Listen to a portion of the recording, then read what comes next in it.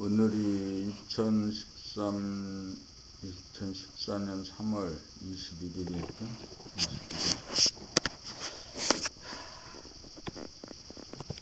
어찌 생각하면 참으로 한심한 인생을 살고 있는 거지.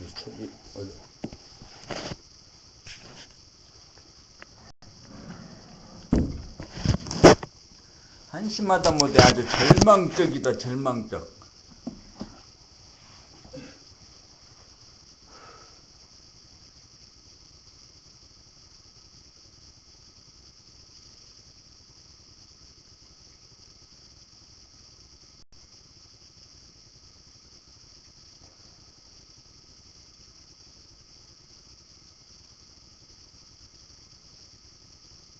오늘은 2014년 3월 21일 아침저녁으로 봄나라 책읽기 낭독.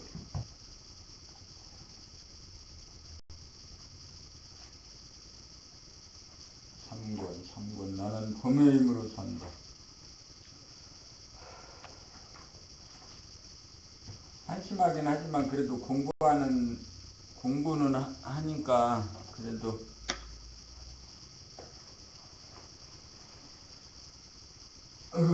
다행이지 뭐야. 눈에 거슬리는 것만, 눈에 거슬리면 바로 일어나야지. 이제 우리가 살 때 생각으로 뭐 어떻게 좀 편하게 살고 어떻게 하려고 하지 말고 아주 그냥 몸으로 사는 거야. 몸으로 아주 몸으로 살기로 결심을 해.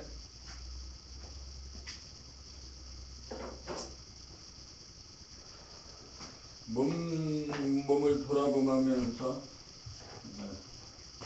나도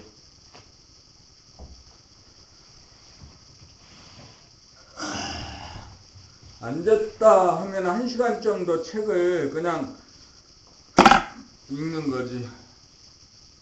책을 읽을 때 뭐 이해하려고 하거나 뭐 생각이 뜨고 지고 하는 그런 걸 다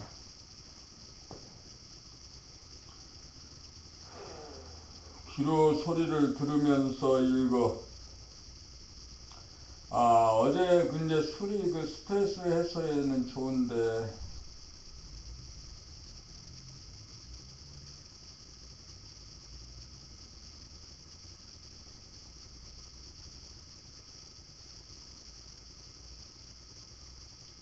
오늘은 아침을 먹지 않고 강릉 노인복지회관 여기 가서 점심을 먹어야겠어. 12시 반쯤에는 이제 거기서 점심을 먹어.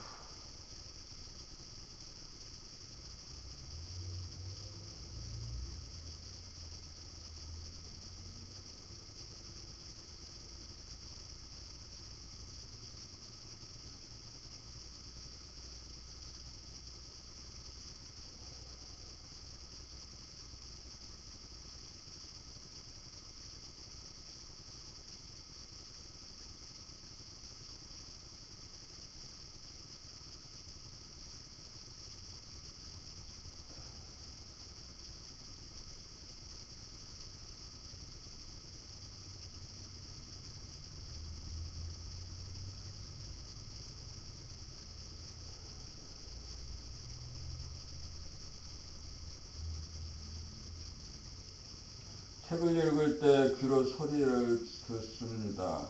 내 말하는 소리를 내가 들어.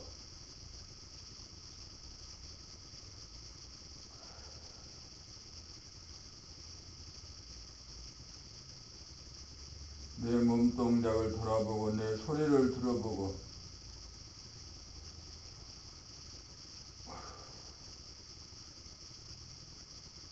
내가 우주의 중심이고 내가 하나님이고 내가 절대자입니다.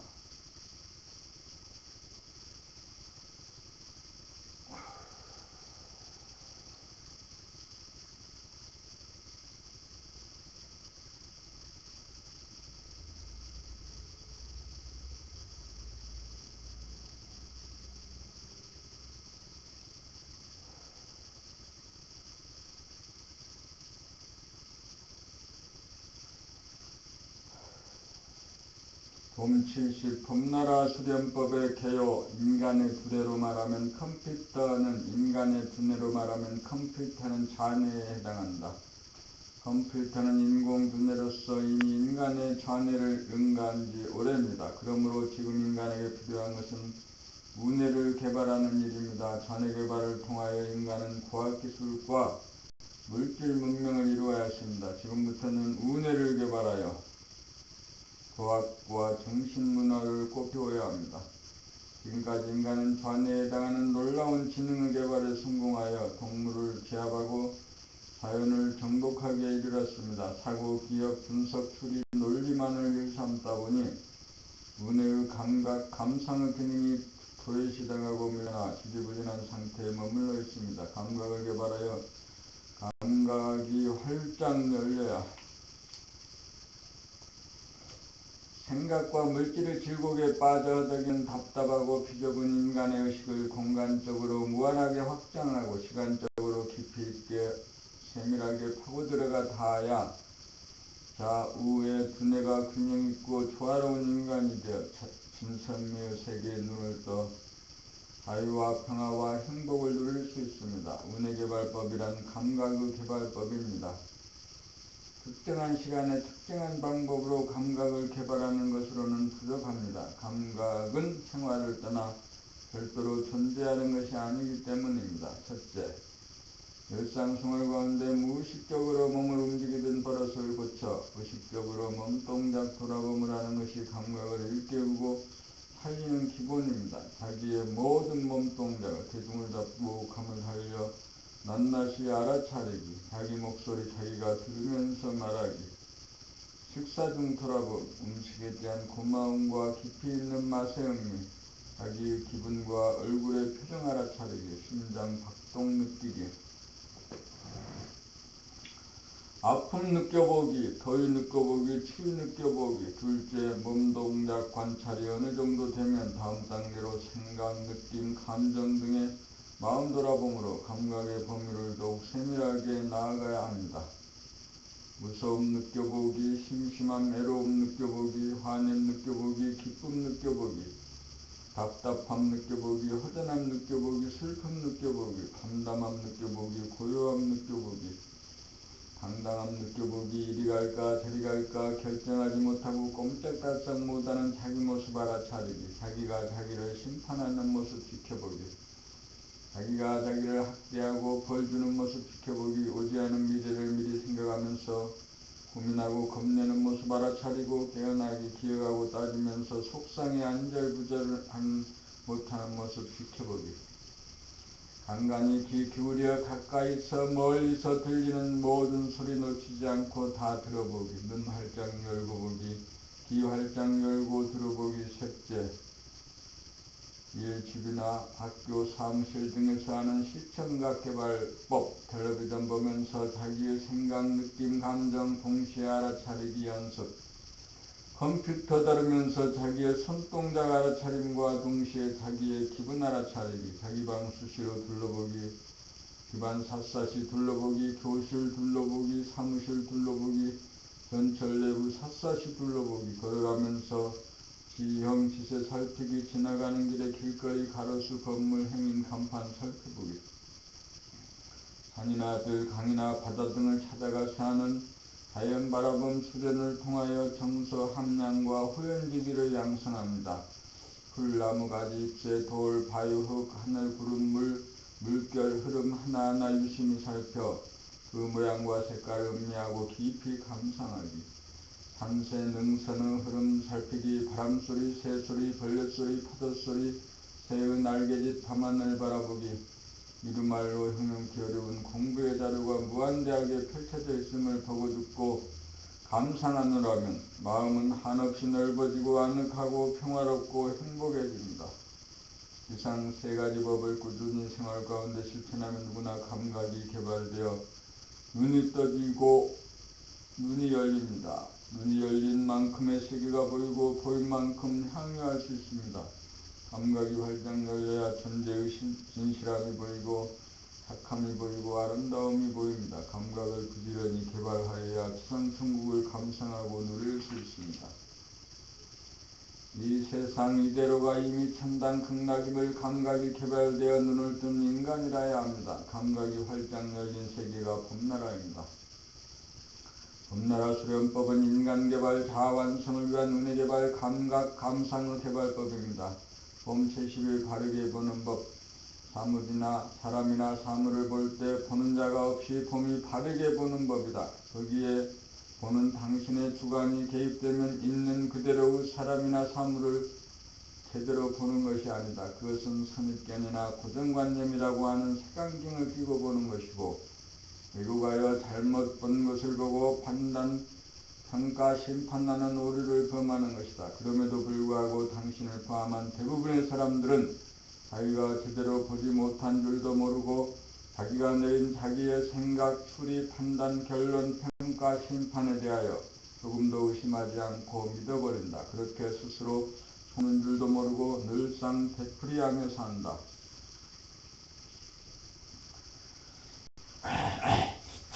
자기가 잘못 보고 잘못 생각하고 잘못 판단하고 잘못 대응을 할 수도 있다는 사실을 좀처럼 수긍하지 못한다. 자기가 본 것은 틀림없고 자기가 생각한 것은 틀림없다는 아직과 맹신에서 고집이 나오고 주장이 나오고 논쟁이 나오고 투쟁이 나온다. 거의 대부분의 사람들이 그러하기 때문에 자기가 본 것이 맞고 남이 본 것이 틀리다는 터무니없는 소신을 은연중 갖고 있는 것이다. 그리하여 세상은 논쟁이 벌어지고 싸움이 벌어지고 시끄러워진다. 그러므로 문제 해결의 핵심은 어떻게 하면 주관 보는 자의 개입이 없이 있는 그대로 모습을 볼 수 있느냐다.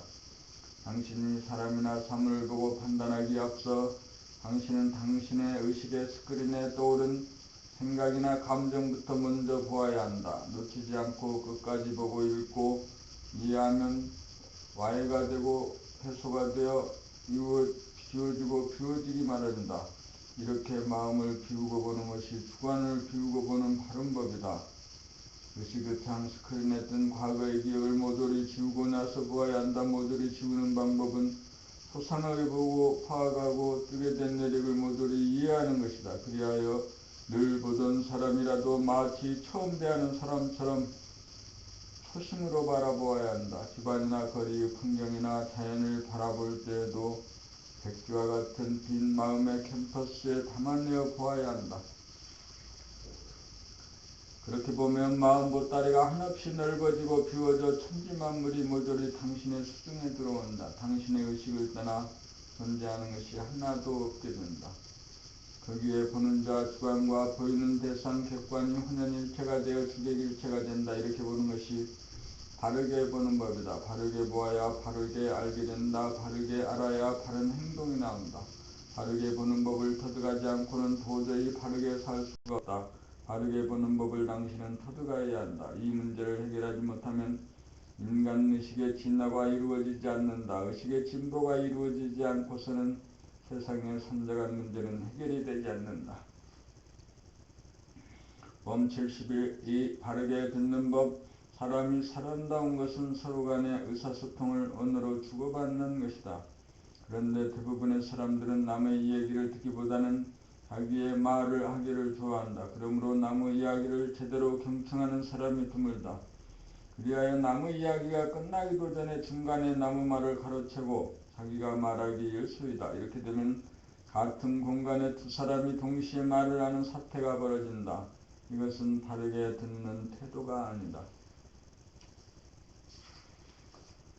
당신은 상대방의 말이 끝날 때까지 끈기 있게 경청하는가 아니면 중간에 상대방의 말을 가로막는 편인가? 어떻게 듣는 것이 바르게 듣는 법인가? 당신은 상대방의 말을 들으면서 동시에 눈앞에 펼쳐진 의식의 스크린에 반사적으로 떠오르는 당신의 생각, 판단, 평가, 심판, 생각을 명료하게 보고 의식하면서 듣는가? 만약 당신이 당신의 내면에 뜬 의식의 스크린을 줄기차게 돌아보고 바라보면서 듣는다면 반사적으로 떠오르는 당신의 생각이 언어로 성립되기 이전 단계에서 와해되고 밖으로 방출하려던 에너지가 안으로 돌아 갈무리 된다. 당신이 바르게 듣는 법을 실천하기 위해서는 이와 같이 밖으로 나아가려는 원심력을 잡아돌린 다음 안으로 구심력을 발동시켜 태풍을 소멸시켜야 한다. 이렇게 하려면 평소에 의식의 스크린에 나타나도록 돌아보며 수행을 하여 힘을 길러야 한다. 돌아보며 수행을 하기 위해서는 쓸데없는 정보 수집이나 불효불급한 일에는 가급적 관심을 기울이지 않아야 에너지를 낭비하지 않게 되어 돌아보며 수행이 가능해진다. 돌아보며 수행을 생활 가운데 끊어지지 않도록 하여야 등력을 할 수 있다는 사실을 명심하여야 한다. 그 의문을 갖고 난 후에 비로소 상대방의 말을 조용하게 경청하면서 의식의 스크린에 뜨는 당신의 마음 생각과 감정을 바라보고 다스려 마음을 비운 상태에서 고요하게 들을 수 있다. 그렇게 들으면 당신은 상대방의 표면적인 말소리 뿐만이 아니라 깊은 속내까지 저절로 알게 된다. 그렇게 들으면 당신은 알기 어렵다는 한길 사람 속을 환하게 알게 된다. 상대방의 말의 진위는 물론이고 상대방의 인격의 깊이나 의식의 수준까지 파악할 수 있게 된다. 그렇게 듣는 것이 바르게 듣는 법이다. 그러므로 완전한 이해가 되어 불완전연소로 인한 찌꺼기가 남지 않아 더 이상 기억으로 남지 않아 미구의 의식의 스크린에 떠오르지 않게 된다. 바르게 듣는 법을 실천하며 살면 그만큼 의식의 거울에는 먼지가 끼지 않아 의식의 순수성이 높아진다. 마음을 비우고 귀를 열고 살면 세상의 소리가 들린다. 늘 듣던 바람소리, 물소리, 벌레소리, 천둥소리, 자동차소리, 사람소리지만 모든 소리가 내 의식의 우산 안에서 들리고 더욱 아름답고 신비스럽고 새롭게 다가온다. 바르게 들으면서 살아야 삶의 질이 한 단계 높아진다. 봄 73 바르게 말하는 법. 말하는 자 에고 자를 설정한 상태에서 말을 하면 생각 좌뇌 생각이 앞서고 그 뒤를 말이 따라가는 형식이 된다. 에고가 말을 하면 참말이 나오지 않는다. 좌뇌에 저장된 기억이나 지식에 의존하여 말을 하여야 하므로 힘이 들고 기껏해야 남은 것을 인용하거나 모방하여 말을 하는 것이므로 엄격히 말하면 자기의 소리가 아니다. 자기의 소리가 나오려면 의식의 스크린에 설정된 말하는 자를 지워 텅 비고 투명하게 만들어야 한다. 당신이 바르게 말을 하려면 당신의 의식의 스크린을 말끔히 비우는 일부터 시작해야 한다. 오직 법만이 존재할 때 거기에는 주관과 객관 사이의 간격이 사라져 수객 일체가 된다. 이렇게 되면 마음이 몸을 끌고 가는 형식이 타파되어 마음에는 부담이 없어지고 몸은 자유롭게 되어 마음과 몸의 분리가 사라지고 합일이 된다. 이렇게 되면 의식의 스크린을 통해 마음과 몸은 본래의 하나가 된다. 이렇게 되면 의식의 스크린만 보고 있으면 생각과 언어가 동시적으로 부사되면서 말이 나온다.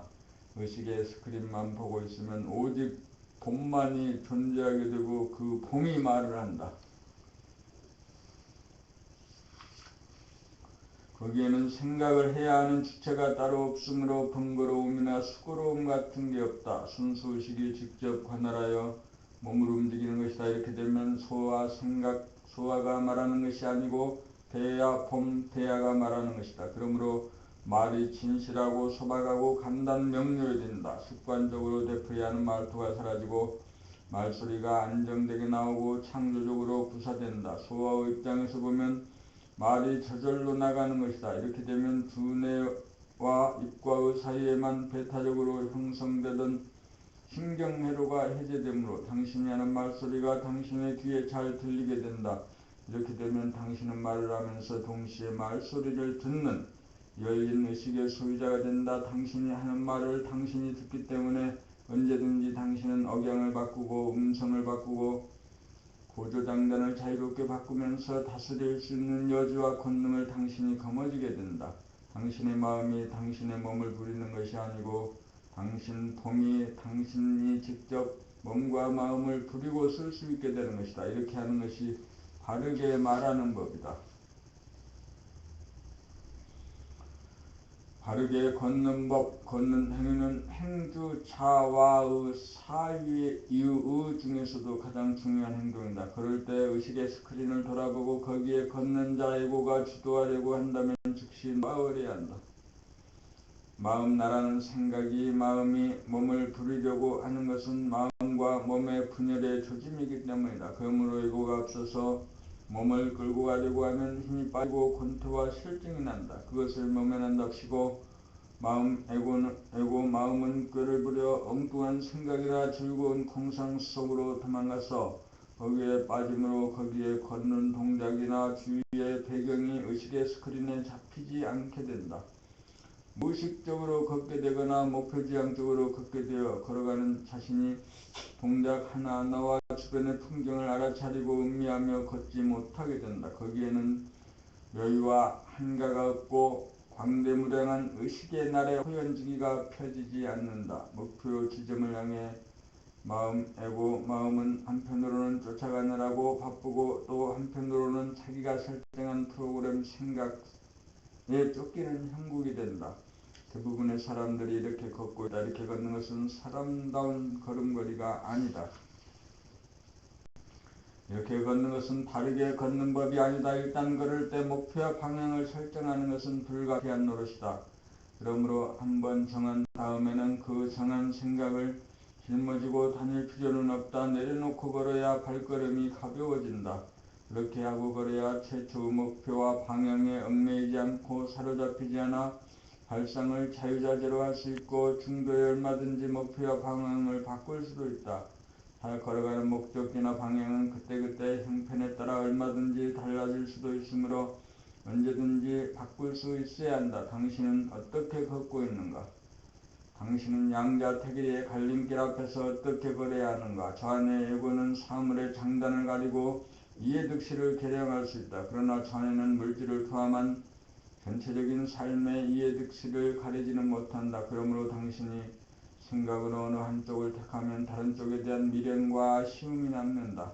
그렇다면 당신은 어떻게 할 것인가? 당신은 양자택일을 하려는 예고 생각을 놓고 텅 빈 의식의 공간을 바라보며 걸으면 된다. 그렇게 걷다 보면 당신은 어느 사이에 어느 한 길로 들어서고 있음을 발견하게 될 것이다. 그렇게 하면 다른 길에 대한 미련이나 아쉬움이 전혀 남지 않는 가운데 걷는 행위 자체를 즐기며 걸을 수 있을 것이다. 그렇게 걷는다면 당신은 좌우의 다리가 번갈아가며 앞으로 내딛고 좌우의 팔이 번갈아가며 교대로 앞뒤로 흔들어주면서 걷는 당신의 모습을 생전 처음으로 발견하게 될 것이다. 당신은 자신의 동작 하나하나를 즐기며 걷게 될 것이다. 당신이 비록 바쁜 몸일지라도 그렇게 걷는다면 당신은 마음 중 한을 즐기며 걸을 수 있을 것이다. 바르게 걷는 법이란 어떻게 걷는 것인가? 의식의 스크린에 걷는 나가 끼어들지 못하도록 바라보며 걷는 것이다. 그렇게 걸으면 마음과 몸의 분열이 일어나지 않는다. 그렇게 걸으면 의식의 스크린이 펴지면서 자기의 주변이 환해지고 활기가 넘치고 즐거워진다. 과정 하나하나를 즐기며 걷다 보면 어느 사이에 목적지에 도달한다. 보고 듣고 냄새 맡고 생각하고 느끼면서 볼일 다 보면서 분명히 지나왔건만 지나온 사이조차 없이 순식간에 도달하였으니 참으로 신통이 자제하다고 할 것이다. 이렇게 되어야 바르게 걸음이다. 멈추시고 한 생각 돌리기.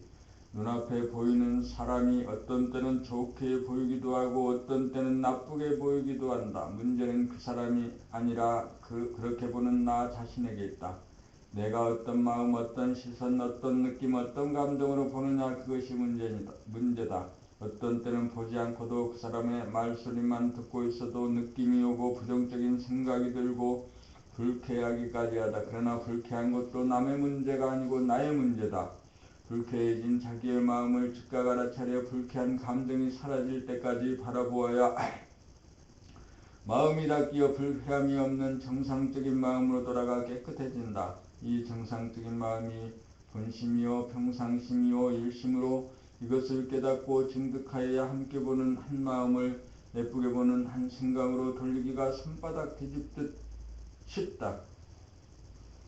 밉게 보는 한 생각을 틀렸어요. 범 76 한 법도 마음에 담아두지 말자. 한 법이란 한 생각으로 어떤 사안에 대하여 일일이 선악시비의 관념을 정하여 기억시키고 입력시켜 그 생각이나 결론이나 누를 금과 옥조로 삼아 그대로 행하려고 하고 그 생각이나 법을 기준으로 삼아 자기와 남을 판단, 평가, 심판하게 되어 결국 그 생각의 노예가 되고 노심초사하여 근심 걱정에 놀아나는 틀에 박힌 인간이 되고 부자유한 인간이 되고 만다. 우리는 부디불식 간의 전통이나 관습이나 이데올로기나 종교적 교리나 윤리도덕이나 심지어 건강에 관한 상식에 이르기까지 무조건 받아들이고 믿어 율법주의자로 전락한다. 그러므로 우리는 한 법도 정하지 않고 한 법에도 매이지 않아야 자유로운 가운데 깨어있는 정신으로 그때그때 맞는 창조적인 법을 만들어 쓰고 그 법까지도 즉시 놓아버려 한 법에도 구애되지 않아 마음을 비우고 깨끗하게 보존하여 본심을 지킨다. 한 법도 없어야 자유가 있고 한 법도 없어야 시비를 일으키지 않고 대립갈등 투쟁의 삶에서 해방된다. 모든 것은 그때그때 당하여 무심으로 자연스럽게 행하여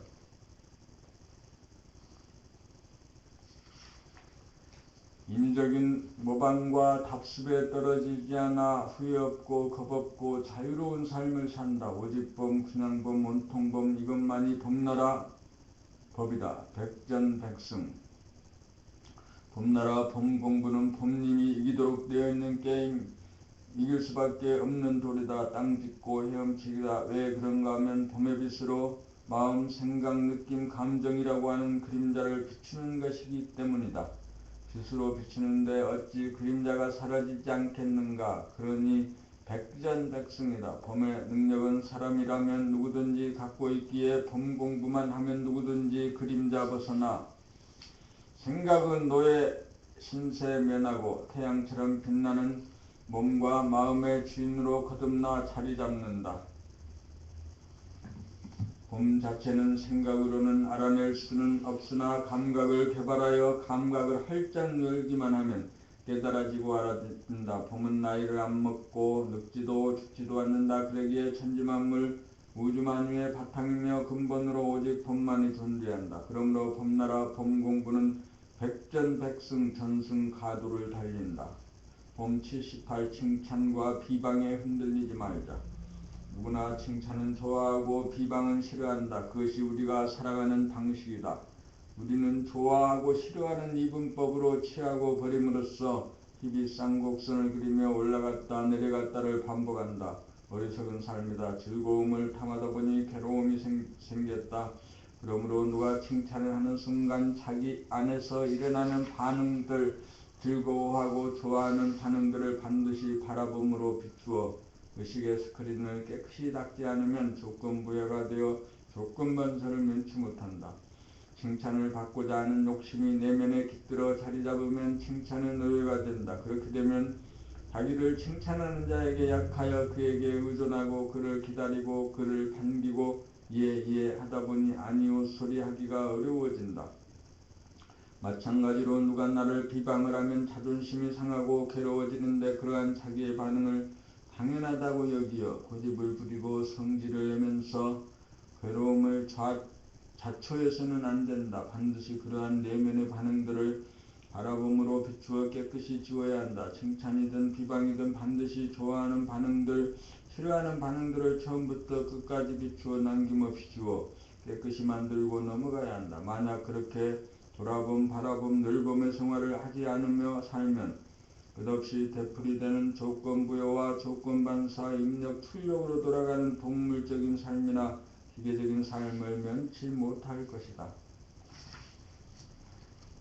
잘 지울 수 있어야 여백이 생기고 거기에 자유와 평화와 행복이 있어 칭찬과 비방에 매이지 않고 칭찬과 비방을 걸림없이 자취 없이 자유자재하게 부리고 쓴다. 그 지경이 되어야 사바가 극락이고 지상이 천국이고 예토가 정토가 된다. 이때 이 문법은 비로소 불이법이 된다. 봄 79 눈으로 사진 찍어 놓아야 비로시 환하게 떠올릴 수 있다. 집안 살림을 잘 하려면 방이나 거실, 부엌, 베란다, 창고 등을 자주 살펴보면서 눈으로 사진을 찍어 놓아야 앉아서도 집안을 환하게 떠올릴 수 있다. 자주 살펴보면 흐트러지거나 더러워진 것이 눈에 띄어 바로 힘들이지 않고 정리 정돈과 청소가 가능하며 필요한 물건을 찾을 때도 당황하지 않고 바로 찾아 쓸 수가 있다. 사무실 관리나 농장 관리, 공장 관리도 집안 살림이나 마찬가지다. 가정이나 회사나 학교나 사회의 주인이라면 주변의 환경이나 시설이나 설비를 눈 감고도 꿰 수 있어야 한다. 그래야 터줏대감이고 만물의 영장이고 천지의 주인이다. 산이나 들, 강이나 바다, 풀이나 나무, 벌레와 새, 물고기, 동물들, 사람들, 자주 다니는 길거리, 빌딩, 아파트, 주택, 가로수, 간판들을 지나치지 말고 동영상 촬영을 해두어야 머릿속에 파일로 자동 분류 저장된다. 그래야 현장으로 달려가지 않고도 앉아서 처리한다. 그래야 특정의 장소에 끌리지 않고 필요시 내 의식의 스크린에 머물러 떠올려 수용함이 가능하다. 그래야 자연과 환경이 내재화된다. 그렇게 되면 눈썰미가 더욱 개발되어 일의 능력은 물론 공부나 연구나 창작활동에도 탁월한 창조적 능력을 발휘할 수 있다. 그렇게 되면 글을 쓰거나 말을 할 때도 그림을 그려 보여주듯이 실감이 나고 공감이 쉽게 이루어진다. 눈으로 사진을 많이 찍어두어야 그 활용이 무궁무진하고 아름다움과 감동과 감사의 물결을 일으키고 감각 감상할 줄 아는 깊이 있고 풍성한 삶을 누린다. 돈 80 감각과 감상의 과정. 감각이 열리면 비로소 연극의 막이 오른 것 같다. 거기서부터 구경이 시작되기 때문이다. 구경이란 눈으로 봅니다. 눈은 동영상 디지털 카메라와 같다. 눈만 뜨고 있으면 보이기 마련이다. 그것이 감각 시각이다. 그러나 여기서 그냥 스쳐 지나가면 안 된다. 색깔과 모양에 대한 예리한 관찰과 약간의 움직임조차 놓치지 않는 명료함 가운데 주객일체 모라일체가 되어야 천지만물이 내 안에 들어와 내재화된다. 이 사진과 장면을 하나하나 부분적으로 내재화하려면 이름을 붙이고 캡션을 달고 간략하나마 스토리라 할까 개념 정리가 필요하다. 이 과정이 찍어놓은 사진에 대한 감상의 과정이다. 감상은 감각에 생각을 붙임으로 감각과 생각의 합작이다. 그렇게 해놔야 파일화가 가능하고 분류가 가능하고 저장이 가능하여 필요시 바로 떠올려 품은 조화를 부릴 수 있다. 자연을 내재화하기 위해서는 자연 바라봄을 통해 갖가지 눈사진을 많이 찍어 놓아야 한다. 그리고 이름을 붙이고 캡션을 달아 놓아야 즉각 떠올림이 가능하여 바람 불고 물결치기 하는 우주의 주인 노릇이 가능해진다. 모든 것이 자기가 마음먹은 그대로 즉각 이루어지는 경지다. 일심을 증득하지 못한 등상에서 더욱이 감상의 깊이가 천박한 수준에서 잘못 흉내내면 현실을 놓치고 공상의 세계에 빠질 수 있으므로 경계와 주의를 요하는 부분이다. 바라봄의 단계에 이울어야 가능한 수행이다. 범 81. 더 이상 닦을 것이 없는 상견성의 경지. 의식의 스크린에 뜬 생각이나 이미지, 느낌이나 감정에 대하여 선악 미추로 판단, 평가, 심판하는 일이 사라지면 근심, 걱정, 불안, 공포도 사라지고 대립, 갈등, 투쟁까지 사라지고 보면 의식의 스크린은 단 한 번도 물들거나 더러워지지 않는다는 사실을 깨닫게 된다. 이것이 바라봄을 통한 중견성을 통과하고 율범이 되어 비로소 확연하게 자증되는 상견성의 경지다. 여기에 이르러야 진정 함이 없이 하는 도리에 개합되어 진정 자기가 무엇인지 확철대오하여 대해탈을 성취하고 대자유를 성취하고 평화와 행복의 나라가 범나라임을 믿어 의심치 않는다. 여기에 이르러 닦는 것이 아니고 닦을 것이 없는 도리에 완전 개합한다. 의식의 스크린에는 깨끗한 것도 묻지 않고 더러운 것도 묻지 않는 허공성임을 실감한다. 허공은 영성은 봄은 물들지도 더러워지지도 않아 항상 깨끗하여 닦을 것이 없음을 알아야 깨달아 마친 무사입니다. 범 82. 언어의 격식을 초월한 격의돌이 말은 이분법적이고 양자택일이다. 그래서 말을 들으면 좋다 나쁘다 옳다 그르다라고 하는 생각이 든다. 옳다고 하면 기분이 좋아지고 그러다고 하면 기분이 나빠진다. 그래서 틀이 잡히고 논리가 생기고 문법이 생기고 격식이 생겨. 격식을 벗어나면 틀렸다고 거부하고 저항한다. 그래서 너는 좋은 사람이라고 하면 기분이 좋지만 너는 나쁜 사람이라고 하면 기분이 나빠진다. 사람은 기분이 말 한마디에 달렸다. 말은 입술과 혀가 허파에서 나오는 바람을 말아 튕겨내는 소리에 불과하다. 그래서 너는 나쁘다라는 단 한마디 말에 걸리고 꼬부라져 속이 상하여 죽는다. 그러므로 우리는 언어의 이분법과 양자 택일이라는 언어의 허구성을 알아서 너는 나쁜 사람이라는 말에도 조금도 흔들리지 말고 너는 좋은 사람이라는 말에도 조금도 구애되지 않아야 언어로부터 자유로워진다. 나는 본래 좋은 사람도 나쁜 사람도 아니기 때문이다. 나는 곰이기 때문이다. 그래야 언어의 격식을 초월하여 설정된 언어의 뜻에 구애받지 않고 부정, 긍정, 양날 의견을 자유자재로 쓰는 외도리에 눈을 뜨게 되고 사용하기에 이른다. 이른바 쌍칼잡이 무법자요 펀치라고 허강한 대장들. 본 83. 대인은 소인과 시비논란을 하지 않는다. 대인 폼은 소인 생각을 보고 옳다 그르다 하지 않는다. 그것은 아기를 보고 야단치지 않는 것과 같고 동물을 보고 선악 시비를 따지지 않는 것과도 같다. 생각은 전해의 적용이므로 몸에서 나오는 것이니 물질 연상이다. 그러므로 생각은 동물성이다. 봄이 사람이니 사람이 동물 생각을 돌보고 기르고 보호한다. 봄의 힘으로 감각과 생각을 아울러 쓰며 사는 사람을 대인이라고 하면 생각을 위주로 감각이 닫혀 사는 사람은 소인이다. 그러니 대인, 소인은 종자가 따로 있는 것이 아니고 누구나 봄으로 사는 순간은 대인이고 한 순간이라도 생각을 위주로 살면 그 순간 소인이다.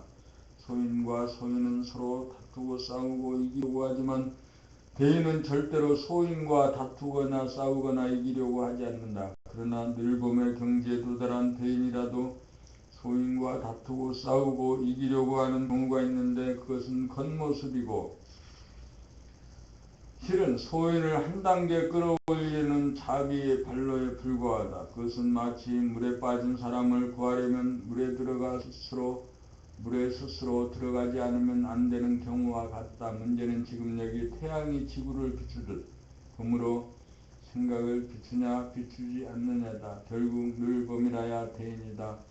늘봄이 되지 못하면 소인이 되었다가 대인이 되었다가 한다. 대인이라야 천지만물을 사랑하고 인간을 공경한다. 늘봄의 생활이 바로 천지를 창조하는 창세기인 동시에 만물을 화육하여 사랑과 자비를 발휘하는 섭리이며 삶의 길이요 인간 완성의 길이다. 그러나 함이 없이 하여 한적이 결코 남지 않아야 진정한 대인이다.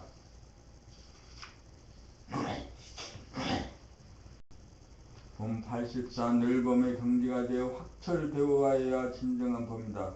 몸과 마음이 내가 아니다. 나는 봄이다. 봄을 확철되어하지 못하면 봄을 증득하지 못하면 종종 헷갈려 몸을 자기로 착각하거나 마음을 자기로 착각한다. 몸이 아프다고 내가 아픈 것이 아니고 마음이 상하다고 내가 상한 것이 아니다. 나는 몸과 마음의 조건에 구애받지 않는 요요한 초월자 봄이다. 몸이 아픈 가운데도 나는 여여하고 마음이 상한 가운데도 나는 여여하다. 나는 항상 여여하다. 변화가 있는 것은 봄이 아니다.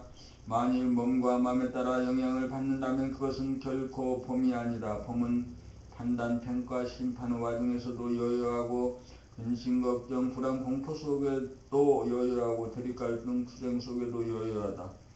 병고와 환란 속에서도 여여하여야 봄이고 몸이 죽는다고 해도 여여하여야 봄이고 지상 풍파가 와도 여여하여야 봄이고 이기고 지는 것에 구애받지 않아야 봄이고 언어와 문구에 끄달리지 않아야 봄이다. 봄나라는 언제 어디 누구에게나 빛나고 있다. 돌아봄 바라봄을 지나 늘봄의 경지가 되어 확철되어야 상견성이고 진정한 봄이다.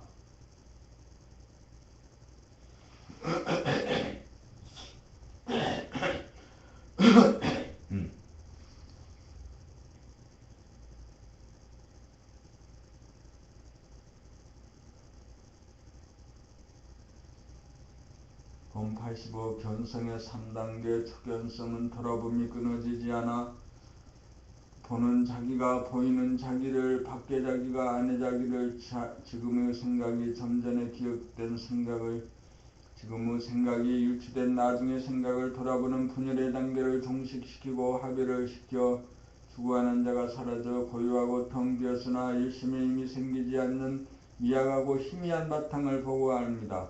중견성은 보는 자와 보이는 자의 합일로 새로운 차원으로 탄생을 하였으나 마치 갓난아기가 누워서 버둥거리는 것과 같이 뒤집기도 못하고 기지도 못하고 앉지도 못하고 서지도 못하고 걷지도 못하고 걷거나 뛰지도 못하고 남의 말은 조금 알아들으나 자기 입이 떨어지지 않아 자기가 영적인 오라라는 것을 깨달아 초심으로 돌아가 새로 바라봄을 시작하는 단계이다.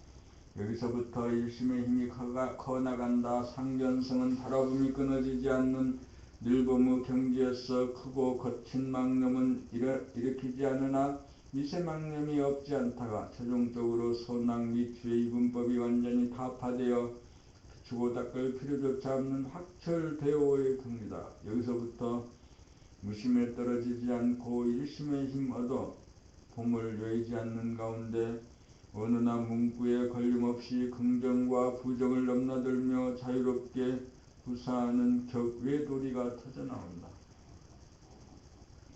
본 86 에덴 동산으로 돌아가 삽시다. 선악과를 따먹기 전에는 인간은 에덴 동산에 살았습니다. 에덴 동산은 낙원을 말합니다. 낙원이란 자유와 평화와 행복에 넘친 세상입니다. 선악과를 따먹었다는 말은 선악 및 주 이분법을 세우는 바람에 인간의 의식이 둘로 분열되어 서로 간의 대립갈등 투쟁하기 이르러 신락원이 되고 중생이 되었던 것입니다. 이것이 인간의 원죄입니다. 그리하여 자기가 자기를 판단, 평가, 심판하여 자기가 자기를 벌주고 때리고 감금합니다. 또한 환상을 그려놓고 근심, 걱정, 불안, 공포에 빠져 신음하고 괴로워합니다. 모든 괴로움은 자기의 분열에서 오는 자의 행위입니다. 그러므로 낙원을 회복하려면 분열된 두 개의 자기를 통일된 하나로 합일시켜야 합니다. 돌아봄이 끊어지지 않아야 낙원을 발견하고 바라봄이 끊어지지 않아야 늘봄이 되고 늘봄의 경지에서 자기가 선악과를 따먹고 선악 이분법을 따르는 바람에 괴로움과 불행을 자초한 것이라는 것을 확철하게 깨달아야 진참회한 것이고 회개한 것이고 속죄한 것임을 알아야 에덴 동산으로 돌아갑니다. 에덴 동산이 무엇을 말하는지 안다든가 가는 길을 안다든가 에덴 동산을 본 적이 있다든가 이것으로는 아직 에덴 동산으로 돌아가는 것이 아닙니다. 문제는 에덴 동산으로 돌아가 사는 것입니다. 에덴 동산이 어디입니까? 봄나라입니다. 봄나라는 에덴 동산으로 가는 길이 주체적으로 명시되어 있고 멀리서 본 초견성 그리고 아직 중도에서 돌아가지 못하였다는 것을 아는 중견성 최종적으로 에덴 동산에 입성하여 다시금 낙원을 수용하며 사는 상견성의 이정표가 있습니다. 에덴 동산에는 선악 이분법이 없어 자유와 평화와 행복이 넘칩니다. 단 한 법도 없는 곳이 에덴 동산이요 봄나라입니다. 봄 87 정신 1도 금석 가투 정신이란 무엇인가? 우리의 진화이자 존재의 바탕이자 근원으로 봄을 말한다. 봄은 공간적으로 무한하고 시간적으로 영원하여 나이를 먹지 않아 늙지도 죽지도 않아 우리가 생각으로 헤아릴 수 없는 전지전능하고 막강한 초능력 그 자체이다.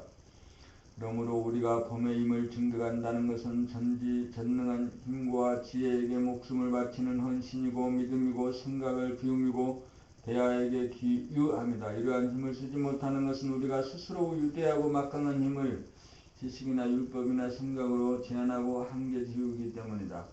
그래서 이러한 사실을 알고 부렸던 선인들이 정신일도 하사불성이니 정신일도 금석 가투라는 말을 우리들에게 남겨놓았던 것이다. 선악 이분법의 패턴을 깨뜨리면 봄을 증득하는데 이 봄으로 흐트러지고 분열되는 마음을 잡아 지금 여기에 뿌리를 내리면 마음을 잡아 자유자재할 수 있어 초능력이 발현된다. 초능력은 언제나 건강에 대한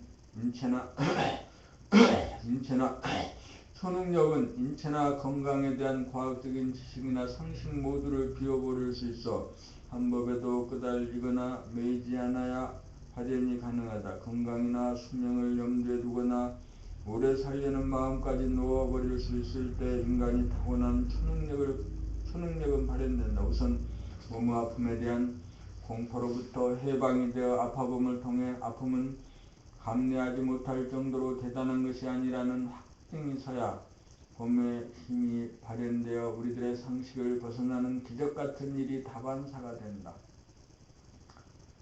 우리가 가장 무서워하는 암이라는 병도 우리 자신이 자기를 자해하는 분열된 정신에 기인하는 것이다. 만일 우리가 둘로 분열된 힘이 아닌 통일된 하나의 힘, 곰의 힘을 쓰면 고정관념이나 인간의 집단의식을 돌파하여 자유자재한 신인간이 탄생한다. 이것이 과학기술을 넘어서 영성의 힘을 개발하고 사용하는 후천세계를 열미요 제2의 르네상스이고 계획이다. 이렇게 되면 생각의 한계를 벗어나 초능력을 구사하는 진일보한 인간이 첨단의 과학기술을 활용하며 사는 정신문화와 물질문명이 조화로운 세상 천국 용화세계 봄나라가 이 땅에 건설된다. 봄 88. 봄은 전지전능하고 막강하다. 봄은 전지전능하다. 어째서 그런가? 봄은 한 생각 고정관념에 잡혀 불가능하다, 어렵다, 안된다는 어떠한 부정적인 결론이라도 즉각 알아차리는 능력이 있으므로 전지하다. 그러면 어째서 전능하다고 하는가? 그것은 어떠한 부정적인 생각 선입관 결론이라도 즉각 비워 무력화시키는 힘과 나아가서 가능하다, 된다, 할 수 있다는 긍정적인 생각을 낼 수 있는 힘을 지니고 있기 때문에 전능하다고 하는 것이다. 부정적인 한 생각을 자리를 잡으면 은산철벽 같아 실제로 불가능하고 어렵고 안된다. 그러나 긍정적인 한 생각으로 즉각 돌리면 불가능은 가능으로 바뀌어 불가능은 없다. 그렇다면 어째서 막강하다고 하는가? 속박을 자유로 돌릴 수 있는 힘과 전쟁을 평화로 돌릴 수 있는 힘, 그리고 불행을 행복으로 돌릴 수 있는 힘을 지니고 있으므로 막강하다. 그러므로 한 생각을 다스릴 수 있는 하나의 힘, 일심의 힘, 봄의 힘 깨달아 얻어야 한다.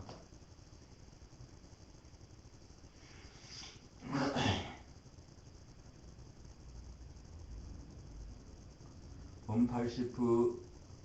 봄 공부는 정신 차리는 공부의 구체적 과정이다.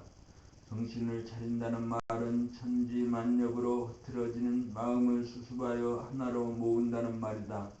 정신을 차리는 것이 몸과 마음의 주인인 우리가 행하여야 할 유일무이한 도리다. 정신을 차려야 나갔던 정신이 돌아와 몸과 마음의 주인이 된다. 정신이 들고 보면 정신이 들고 나는 것이 아니라 생각이 들고 난다는 것을 안다. 정신을 차리고 보면 정신은 오고 가는 것이 아니라는 것을 안다. 정신을 차려야 마음, 생각의 분열로 야기되는 근심, 걱정, 불안, 공포, 판단, 평가, 심판, 대립, 갈등, 투쟁을 미연에 방지하고 다스린다. 정신을 차리면 몸 따로 마음 따로 놀던 분열 현상이 멈추고 치유된다. 정신을 차리고 있으면 몸이 따뜻해지고 마음도 맑고 밝아진다.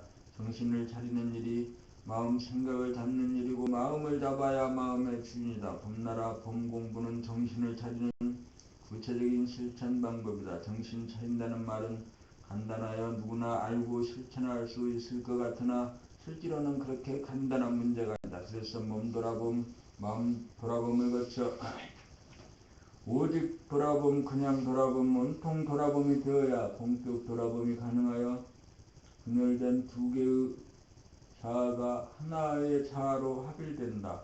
이렇게 하나로 통일되어야 봄이 무엇이고 정신이 무엇이고 내가 무엇인지 진리가 무엇인지 알아 참나가 자리를 잡고 뿌리를 내려 남을 보듯 자기를 바라보는 안목이 선다. 이렇게 되어야 봄과 생각의 갈라치기가 된다.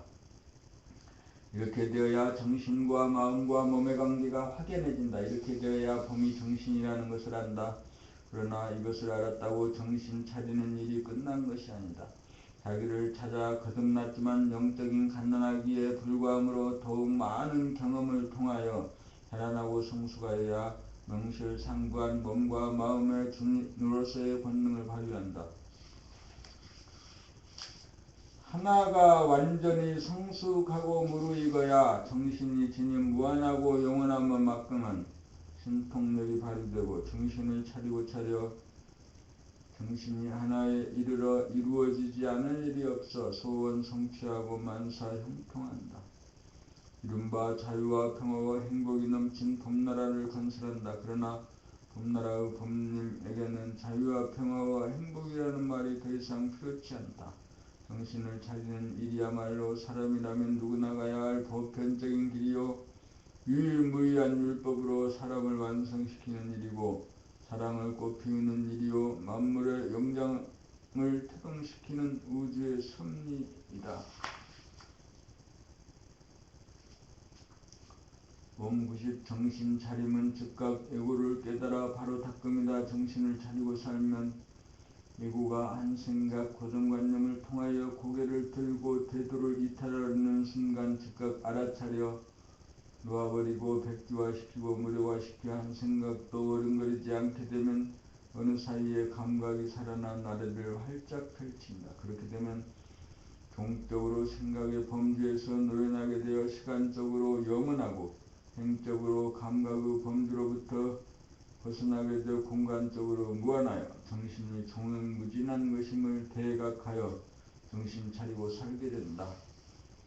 고정관념을 순간적으로 타파시킴이 정신 차림이고 애고를 비우고 애고를 닦음이고 애고의 죽음이고 애고가 죽어야 감각이 열리면서 새로운 탄생 거듭남 부활이 이루어진다. 그러므로 정신을 차린다는 것은 즉각 애고를 깨달아 즉각 애고를 닦음이다. 그러므로 정신 차림은 죽기 살기로 삽니다.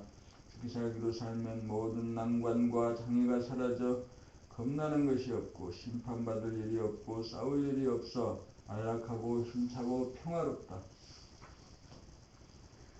정신은 무한하고 영원한지라 무시무정으로 계속 항상 정신 차리고 살지 않으면 무한하고 영원한 힘이 생각에게 제한당하고 한계지어져 감각이 죽되어 정신이 나가고 얼이 빠져 식물인간이 되거나 본능에 따라 사는 동물인간으로 전락하여 못된 사람이다. 달리 말하면 감각이 활짝 열린 가운데 일심으로 한 생각을 내고 사는 것이 죽기 살기로 사는 것이고 정신 차리고 삽니다. 이렇게 사는 것이 대도정법이다.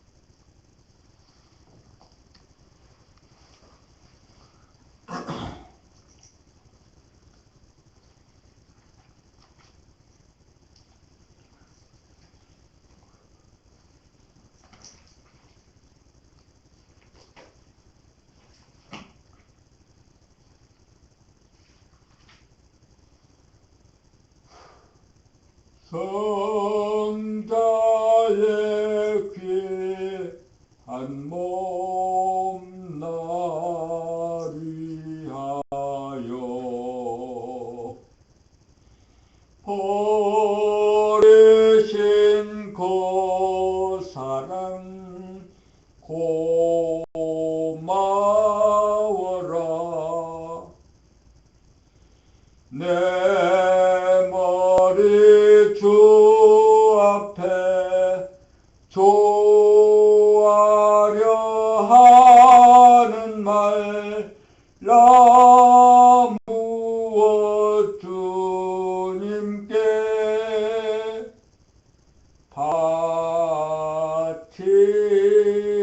바치리까.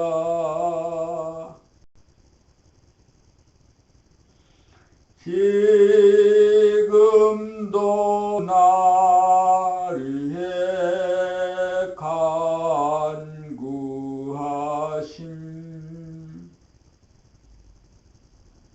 이 옅은 믿음이 없나니 주님의 참사랑 고맙고 놀라워 찬송과 기도를 쉬지 않네. 주님의 십자가 나도 지고 신실한 믿음과 마음으로 형제의 사랑과 친절한 위로를 네게 나 베풀게 하옵소서.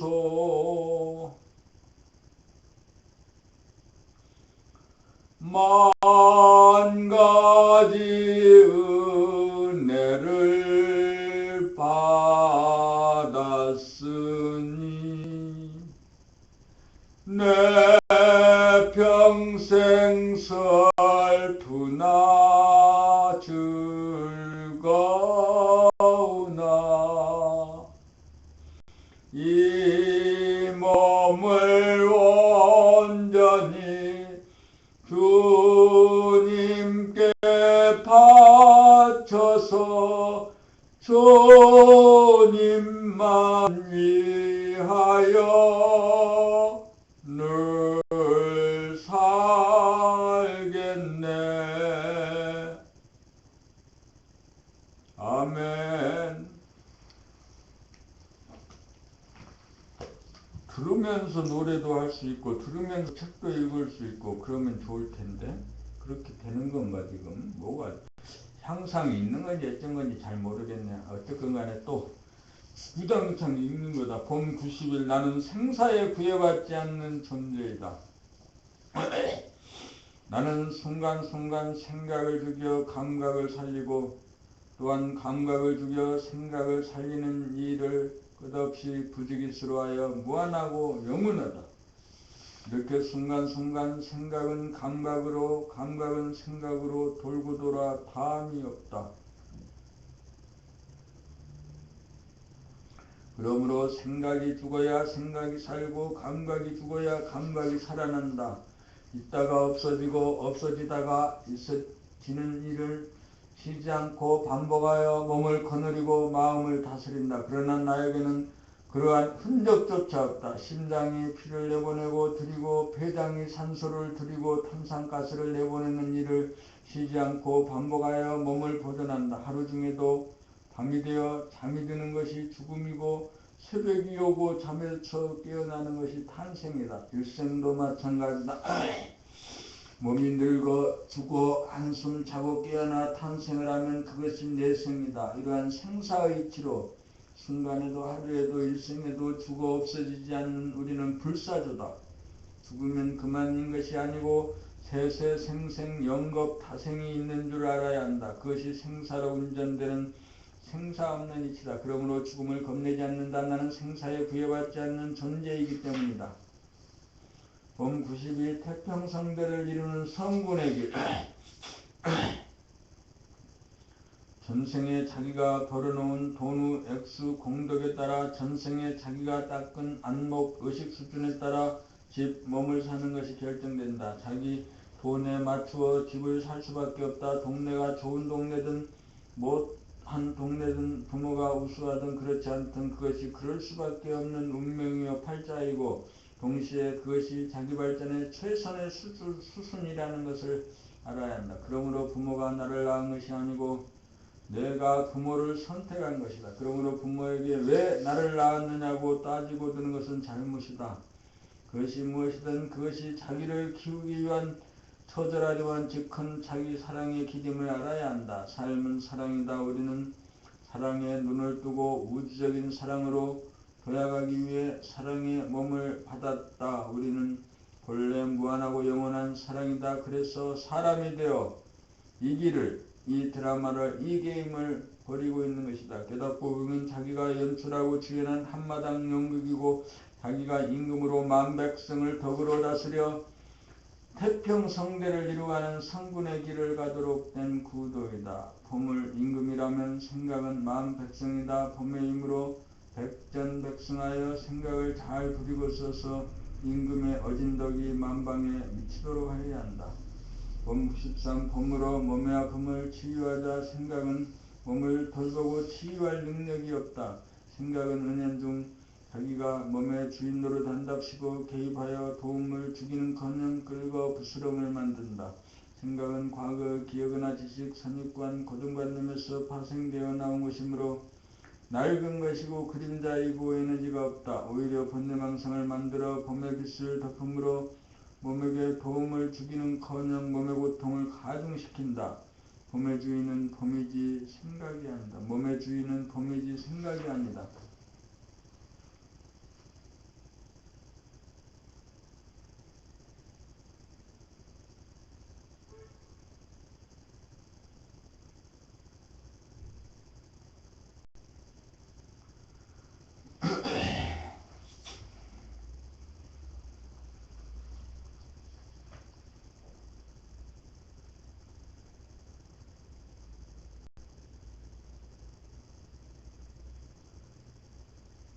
그러므로 몸에 대하여 생각이 끼어들게 해서는 안 된다. 몸의 아픔은 봄으로 비추어야 몸이 낫는다. 아픔에 대한 생각의 반론은 결국 아픔에 대한 반면이고 아픔의 분열현상이므로 아픔이 가중된다. 생각은 아픔에 대한 부정적 조건반사이고 분열이므로 있는 그대로 아픔에 대한 진실을 감각하기에 거부하고 저항하고 도피하여 거짓의 세계에 빠진다. 생각이 일으키는 괴로움은 실제 상황이 아니다. 괴로움은 꿈속의 일이다. 통증은 몸의 현상이지만 괴로움은 생각이 만들어낸 화상이다.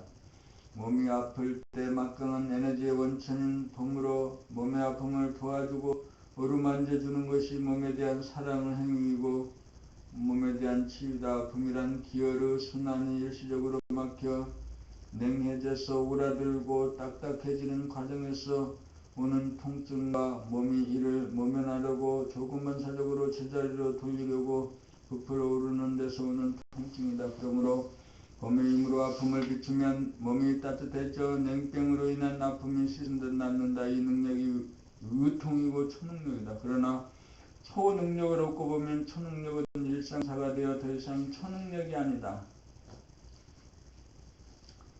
봄 94 일심이라야 꿈에 빠지지 않는다. 꿈은 무엇을 먹고 사는가? 꿈은 선악 이분법을 먹고 산다. 사람 얼굴이 떠오르면 싫다든가 좋다든가 하는 분별이 생기는 찰나 잇따라 생각이 꼬리를 물면서 꿈은 시작된다. 번뇌망상을 스스로 만들어내어 악몽을 꾸며 혼란스럽고 불쾌하고 우울하고 기분 나빠 죽는다. 꿈에 빨려들지 않으려면 어떻게 해야 하는가? 오직범, 근황범, 원통범으로 일심을 만들어야 한다. 한마디로 정신을 차려 분별에 떨어지지 않도록 조심하여야 한다. 둘로 분열되는 마음을 사전에 다 잡아야 한다. 자기의 행위에 대하여 옳다 그다라는 분별이 일어나지 않도록 일심의 정성을 계속 기울여야 한다. 일심을 만들어 일심의 힘이 바로 서야 사량 분별을 사전에 방지한다. 텅 비기만 해서는 안 된다. 텅 빈 가운데 일심이 항상 지속되어야 진정 깨어 있습니다. 일심이 부족하면 즉시 분열이 일어나면서 여지없이 악몽에 빠져 지옥고를 받는다. 일심이라야 꿈에 빠지지 않는다. 봄의 힘으로 산다는 말은 일심의 힘으로 산다는 말이다. 늘 봄이 되어도 마음 놓지 말고 일심으로 뭉칠 수 있는 힘 더욱 길러야 꿈에 빠지지 않는다. 봄 95 무심이라야 꿈에서 깨어남이 없이 깨어난다. 꿈에 빠지지 않으려면 일심이라야 하고 꿈에서 깨어나려면 무심이라야 한다. 일심이 순간적으로 무너져 일단 꿈을 꾸게 되면 자기가 꿈꾸는 줄 모른다. 그러므로 꿈에서 깨어나려면 자기가 꿈꾸고 있다는 사실을 알아야 한다. 그러나 꿈꾸고 있다는 사실을 알아도 꿈에서 깨어나려는 한 생각을 일으키는 이상 아직 꿈속이다. 꿈인 줄 아는 가운데 꿈꾸면 안 된다는 한법에 매이지 않아 거부하고 저항하지 않으면 비출 것도 없고 닦을 것도 없는 대무심이고 홍로 전설과 같아 꿈은 진행되어도 마치 없는 것처럼 꿈을 환하게 온통 봄이 되어 스크린에 영화가 돌아가도 커튼을 열어줬죠. 햇빛이 비치는 것과 같다. 꿈은 그 마력을 상실하여 더 이상 꿈에 끄달리지 않는다. 이른바 대무심으로 굳이 꿈에서 깨어남이 없이 꿈에서 깨어난다. 온통 봄 대무심에는 꿈과 깨어남이라는 이분법이 하나로 묘하게 조화 통일된다. 상경성이고 확철대오다.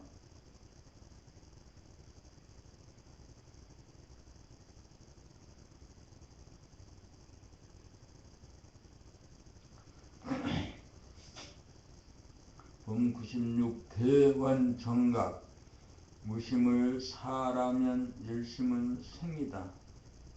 무심한 가운데 일심이면 생사가 이르다. 생이면서 사이고 사이면서 생이다. 그러므로 무에 자제하다. 깨어있음과 꿈이 각기 분리되지 않아 한자리에서 하나로 어우러져 무극이면서 음양이 조화로운 태극이다. 그래서 꿈에서 깨어나려고 하지 않고 깨어있음에 집착하지도 않는다. 선을 행하려고 하지도 않고 악을 경계하지도 않아. 어떤 행위에도 심판받지 않고 죄도 없고 상도 없고 벌도 없다. 이러한 경지에서는 아무렇게나 하여도 창조가 이루어지고 덕이 되고 사랑이 된다. 선악을 초월하고 명함을 초월하고 십이장단을 초월하고 유물을 초월하여 살신성이 난다. 그대는 이러한 경지를 아는가? 봄 97 태극기. 태극기가 우리나라 국기인데 태극기가 무엇을 상징한 것인지 아직껏 배운 바도 없고 물어본 적도 들은 적도 없다. 태극기의 비밀을 아는 국민이 과연 몇 사람이나 될까? 오늘은 봄나라식으로 태극기에 대해서 말한다. 둥근 원은 시간적으로 영원하고 공간적으로 무한한 진리의 모습이다. 유교의 표현으로 말하면 무국자리다. 선적으로 말하면 대무심자리다. 도교식으로 말하면 무시무종을 나타낸다. 기독교식으로 말하면 하나님이다. 다음으로 원한의 음양 양이가 태극으로 둘이면서 하나로 조화된 모습을 나타내고 있다. 기독교로 말하면 천사와 악마가, 불교로 말하면 부처와 중생이 둘이 아닌 이치다. 그러므로 태극은 대소유무 선악 미추 십이장단이 분명히 다르면서 묘하게 하나로 조화 통일된 모습을 도형으로 나타내고 있다. 여기까지가 진리의 핵심인데 하늘과 땅이 대각선으로 마주보고 물과 불이 대각선으로 마주보는 그림을 밖으로 내 속에 그려놓은 까닭은 무엇인가? 제로에서 하나가 나오고 하나에서 둘이 나오는 일을 끊임없이 하여 천지를 창조하고 물기운 불기운으로 천지를 운행하는 이치를 남김없이 다 드러내고 있다. 진리를 상징한 국기를 쓰는 국가는 지구상의 우리나라뿐이다. 그러니 어찌 전 인류를 구할 대도정법이 우리나라에서 나오지 않겠는가? 봄 98 일심의 운용. 일심의 힘 얻으면 한 법에도 매이지 않는 무심을 보존한다. 일심의 힘 얻어야 분열의 제동을 가하여 현재심과 과거심으로 분열되지 않아 선악 이분법의 지배를 받지 않아 심판과 재벌로부터 자유롭다. 일심의 힘 얻어야 현재심과 미래심으로 분열되지 않아 불안 공포에 떨어지지 않고 따지고 싸우는 일이 없어 평화롭고 행복하다. 또한 공간적으로 분열을 일으키지 않아 우주만유를 몽땅 들여놓아 우주의 주인이다. 무한한 우주 가운데 일심으로 걷어잡아 만물을 살리기 위해 빛으로 어두움을 밝히고 에너지를 발산하여 한 생각을 내고드리는 방출과 해수작용을 통해 천지를 운행하고 만물을 화육하여 영원히 꺼지지 않는 우주의 살림살이를 행한다. 그러므로 일심으로 선악의 분열을 방지하는 한편 일심의 운용을 통하여 선악의 분별을 분명히 밝히는 것이 일심의 두 가지 권능이다. 마치 자동차를 운전할 때 브레이크를 밟아 멈추고 엑셀을 밟아 가속하는 이치와 같다.